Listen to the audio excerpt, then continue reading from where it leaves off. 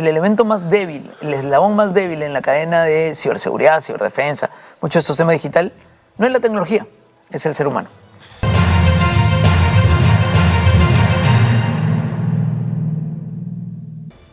El tema de estos chicos del San George, de este colegio en Chorrillos, que a través del uso de inteligencia artificial decidieron cambiar, digamos, el cuerpo de sus compañeras y ponerle otros cuerpos de mujeres desnudas para luego un poquito cometer un delito, porque lo es, que es traficar con estas imágenes, tratándose además de menores de edad, nos ha puesto en el ojo de la tormenta el tema de la inteligencia artificial y la responsabilidad que debemos asumir frente a ella. Ayer Carla Gamberini en su segmento educativo tuvo algunos elementos desde la mirada educativa, pero ¿qué les parece si hacemos también ese abordaje desde la mirada legal? ¿Qué corresponde hacer frente a la inteligencia artificial inmediatamente? No solo para prevenir el caso de unos chicos en un colegio, sino en general para fortalecernos frente a esta nueva tecnología. Eric Iriarte es abogado, experto en derecho digital, probablemente una de las voces que se anticipó de lejos desde lo jurídico a los temas de tecnología. Bueno, Eric está hoy día con nosotros para conversar de estos temas. Bienvenido. Carlos, un Gracias gusto por estar acá con nosotros. compartiendo contigo. En lugar de penalizar la inteligencia artificial en sí misma, Eric, muchas discusiones se están centrando en establecer reglas y regulaciones que de alguna manera rijan el uso responsable de la misma. ¿Ese es el camino a seguir o plantearías una tercera vía? El camino a seguir es que la tecnología no es el problema. Tú puedes tener tecnología que te pueda servir para hacer bien o el mal, sino que son los usuarios quienes le dan una carga equivocada. Estos chicos en el Colegio San George en realidad utilizaron herramientas que servían para poder hacer análisis de información o podían haber servido para un trabajo de la escuela, pero decidieron utilizarlo de un camino incorrecto. Tanto así que en general en el mundo no se regulan tecnologías, sino conductas. Y muchas de las conductas ya están reguladas. El caso es un caso de pornografía infantil. No es un caso de inteligencia artificial con pornografía infantil. Claro. Porque la herramienta no es más que una herramienta. El error es en creer que es una tecnología tan nueva o una forma tan cambiante que requieres una regulación expresa y te dicen, no, pero no puedes sancionarlos porque no hay regulación para aquel que utilizando inteligencia artificial vulnere la imagen de una menor. No es necesario. Y esto, ayer justo leía un proyecto de ley de una congresista que dice, incorpórese la inteligencia artificial como un principio de las facultades del Ministerio Público para la investigación, como modificación constitucional. Es creer que la herramienta es lo suficientemente grande para convertirla en una descripción de un principio. Y esto es un error, y es un error conceptual. La inteligencia artificial es el último elemento, pero antes fue otras tecnologías. Pero mira lo curioso, cuando apareció el teléfono, nadie inventó el delito de fraude por teléfono, era fraude. Y nadie inventó el fraude por cartas, sigue siendo fraude. Nadie inventó el artículo de fraude por televisión, pero sí hay un artículo de fraude por internet. Claro. Como si las tecnologías le dieran un elemento diferenciador al hecho de la conducta humana. Desde esa misma perspectiva, entonces, ¿a la inteligencia artificial hay que darle algún nivel de regulación o en tanto tecnología dejarlo un poco ahí y castigar, sancionar las acciones que con ella se hagan? De hecho, ese es el camino. Ese es el camino, pero como en Perú somos creativos, ya tenemos una ley de inteligencia artificial. Eso sería mi punto. Y esta ley en realidad es una ley declarativa, es una ley de... es importante su utilización y genera una definición. Y es que nuestro modelo jurídico en general requiere de definiciones para poder hacer cosas. Es creer que la ley genera la realidad. No es nuevo, no es el único tema, es diversidad de temas, pero tienes que entonces, dice esta ley, que hay que reglamentarla a través de un reglamento, que todavía no sale, a través de una entidad que es un pulpo, que es la Secretaría de Gobierno y Transformación Digital, y en realidad es más declarativa que otra cosa. Inmediatamente después han aparecido 3 proyectos de ley, uno para uso de inteligencia artificial en el transporte, uso de la inteligencia artificial en la educación, uso de la inteligencia artificial en el Ministerio Público. Entonces vamos a tener tanta creación de leyes como si fueran la inteligencia artificial una suerte de panacea, ¿no? De acuerdo. Entonces la construcción jurídica de cualquier cosa que nos permita acotar el impacto de la inteligencia artificial hoy sería una redundancia, sería una declaración en sí mismo. Sí, porque ya existe. En el Perú tenemos la denominada Política 35 del Acuerdo Nacional, Claro. súper adelantada en temas digitales desde el año 2017, que como el Acuerdo Nacional es, de nuevo, declarativo, Ajá. no vinculante, no se utiliza como referencia, cuando dice claramente en el mismo hay que regular las conductas y no las tecnologías.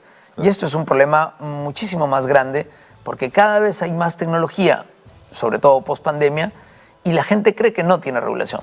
Consecuencias, no denuncian hechos ilícitos porque creen que la autoridad no tiene facultades para esto, o si los denuncian lo hacen simplemente ya como un protocolo. Los números de denuncias se ven cada vez más transparentes y tienes fenómenos como solicitud de facultades para regular apps de movilidad urbana.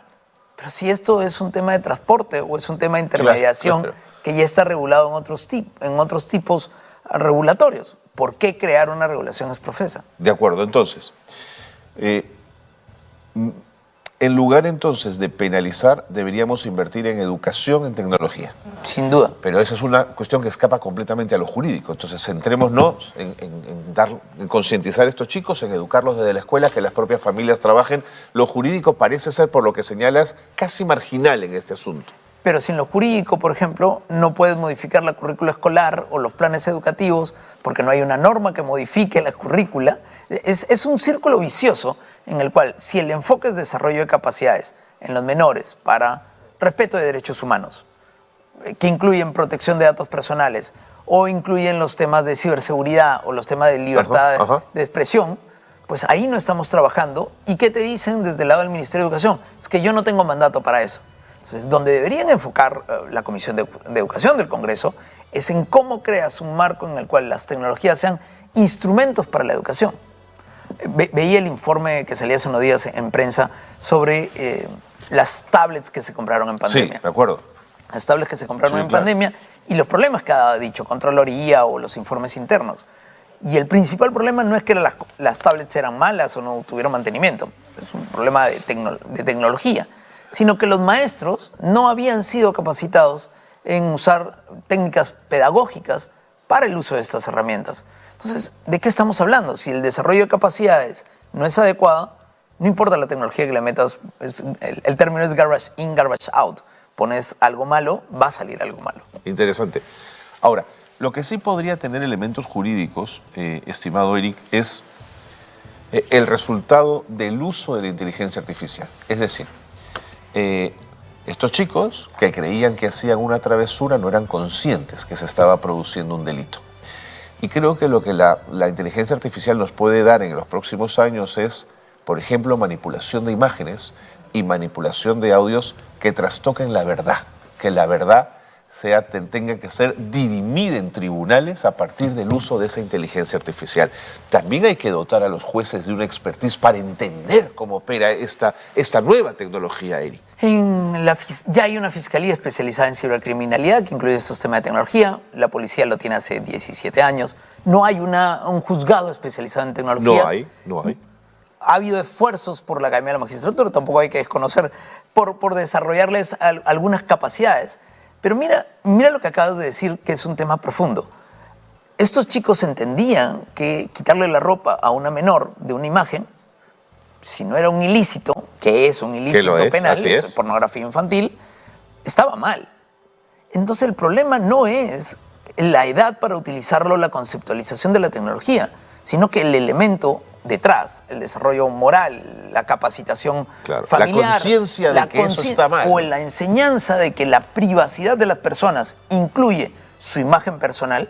Si una persona desea tomarse una fotografía desnuda, publicarla, es su derecho, sin duda, su libertad. Sin duda. Pero no de una menor que no quería hacerlo, que toman su imagen, que la alteran, porque es una alteración, para quitarle capas de ropa para que la máquina lo haga automáticamente.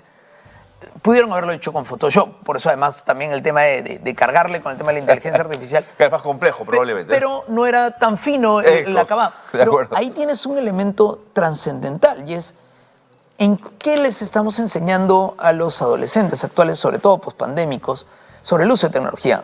Escuchaba un caso de un menor que reveló unas imágenes de una compañera lo publicó en diversas redes de comunicación, y cuando le preguntan, oye, ¿por qué lo has hecho? Es que son mías. Ella me lo mandó a mí, eran pareja, ella me lo mandó a mí y yo tengo derecho a republicarlo. Oye, pero ella no es tu propiedad, Así es. ni las imágenes Así son tu es. propiedad, pero están en mi celular.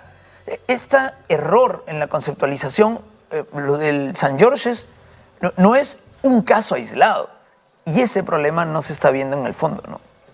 Interesante cómo lo planteas. Ahora, desde el periodismo nos plantea, digamos, en la lucha contra la corrupción, un problema grande, digamos, porque un audio que nos llegue o un WhatsApp, que el otro día hablaba con alguien experto en información, cambiar un texto de WhatsApp y hacer una captura de pantalla es lo más fácil del mundo, digamos. Entonces, hasta el periodismo que le llega esta información de pronto debería tener un desarrollo y un conocimiento de qué cosas sí puede hacer un algoritmo y qué no, para intentar entender y hacer tu trabajo en la búsqueda siempre de la verdad, ¿no?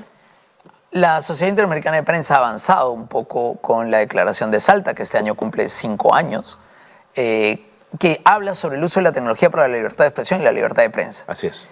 Se indica que la tecnología tiene que ayudar a la libertad de prensa, pero hay que tener los cuidados para evitar la desinformación por un lado, la generación de noticias falsas por el otro, o los contenidos que pudieran afectar otra libertad y otros derechos, tal como está planteado en Chapultepec, Claro. que ya va a ser 30 años, si mal no me equivoco. El problema es la formación de los periodistas. ¿Cuántos cursos llevaste sobre uso de tecnología? ¿Y cuántos cursos llevan Era la edad de piedra. Pero ahora, el Sí. tema es que la tecnología la utilizan para hacer, Sí. y no para entender la tecnología Exactamente. y los problemas que pueden tener, no solamente un audio.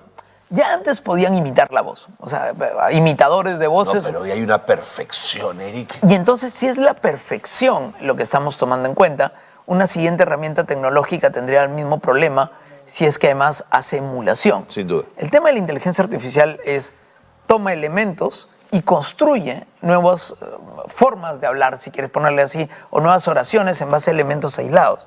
Tú crees que estás escuchando a alguien, pero también pasa la perspectiva de querer creer que estás escuchando a De alguien. acuerdo, de acuerdo. Trabajo del periodista, si recibes un audio, el audio, comprobar la fuente, Sí. comprobar Sí. la verificación de Sí, la no, data, hacer claro. una contrastación, sino que a veces en la rapidez En la recibes inmediatez de la información se o- cuelan cosas. o un WhatsApp fake, Sí. o un texto fake, o Sí, un sí. correo fake, que no es tan difícil de hacer, ¿no? De acuerdo.